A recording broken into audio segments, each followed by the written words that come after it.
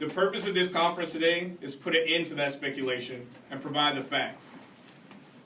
Since the day of the vested bill was introduced to the floor, I've been working tirelessly with the other party leaders and key energy groups to determine what the best legislation is to present to the floor.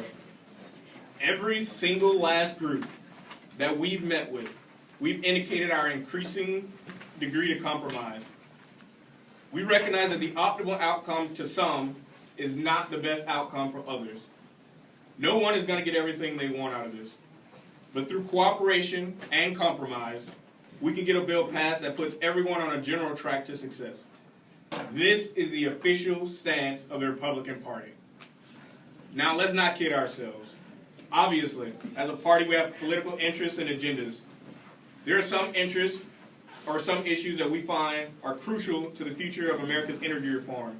And there's other issues that we're willing to allow the other side to take the lead on. Now, this is important. Let me be clear. Yes, I'm willing to move my party toward a compromise with the Democrats in the House.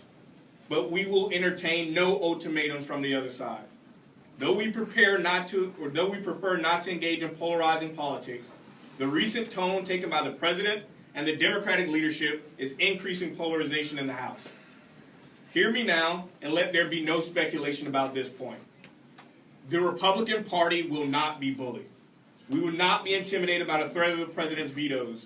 We will not be intimidated by the closed-door deals made by presidential advisors. And we will not be intimidated by the unification of the Democratic Party.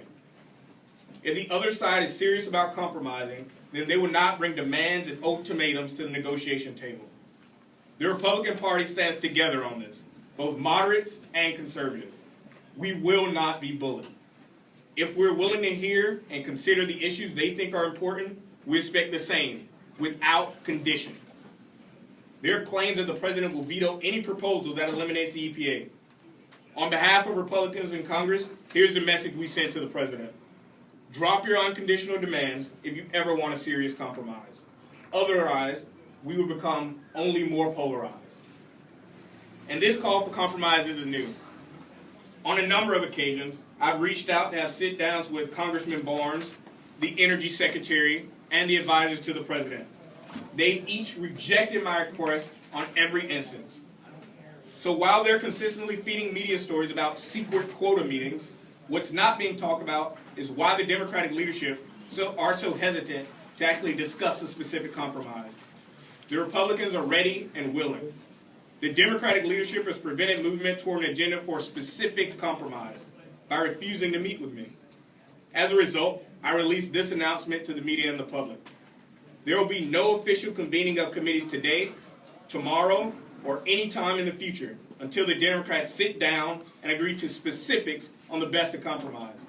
I've instructed my committee chairman not to conduct any official committee business under any circumstance. The Republican Party is determined to get an effective bill passed. I regret that these are the measures we've had to take. Until the Democrats meet with us in the center without demands, this will not change. But don't be discouraged. I assure you and I assure the American people of this.